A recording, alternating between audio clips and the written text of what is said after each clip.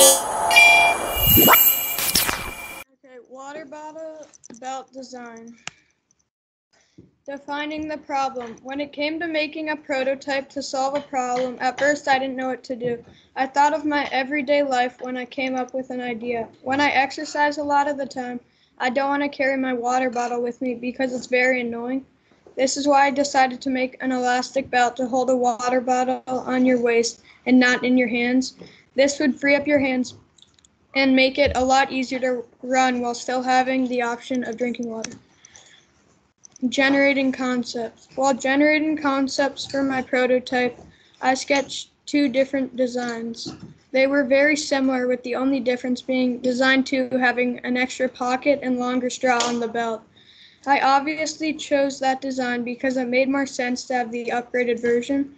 Overall, sketching out my 2 ideas helped a lot and made it easier to choose how I was going to make my prototype.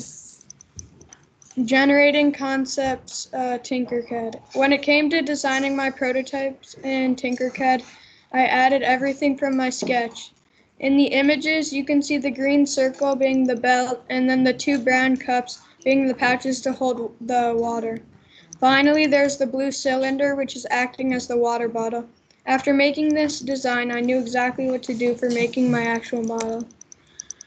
Building the prototype. Designing the prototype in real life was actually easier than I expected. It didn't take too many materials. All I used was an elastic band, a plastic cup, and Velcro. To start building, I first cut out the elastic band to fit my waist and put the 2 ends together using a hot glue gun. Then I created a mini half circle to be my cup holder before gluing it to the rest of the band. After that, I put my cup in the holder and used Velcro to attach the cup to the belt. The Velcro also helped the cup stay still and not fall out at all. I wanted to add the straw that was in my original design, but I couldn't due to my lack of materials. After realizing this, I knew I had finished making my design and was ready to test it. Testing the prototype. After I had finished designing the prototype, I decided to start testing. I knew I couldn't use quantitative data, so I just tested to see if it met my design requirements. I decided to test my requirements by walking around the room to mimic the original idea of exercising. While testing, I realized that the cup kept dropping down, and if the water was filled with it, some of it would have spilled out.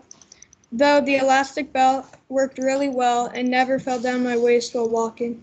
In addition, I wasn't able to test a requirement about the straw that was supposed to be on the cup because I wasn't able to actually build it.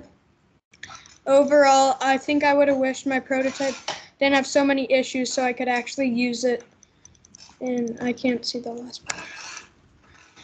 Evaluation/reflection. After finishing all the steps in my process, all I had left was evaluating. I think that my design worked well, but I wish that I had more materials to make the straw an extra pocket. Though I was really happy with how good the elastic belt did. I wish that I had more time to work on the process and more materials, but I still think it worked out anyway.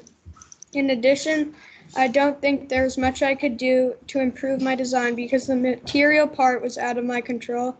Overall, I'm glad about how this process went, and can I scroll down? I can't.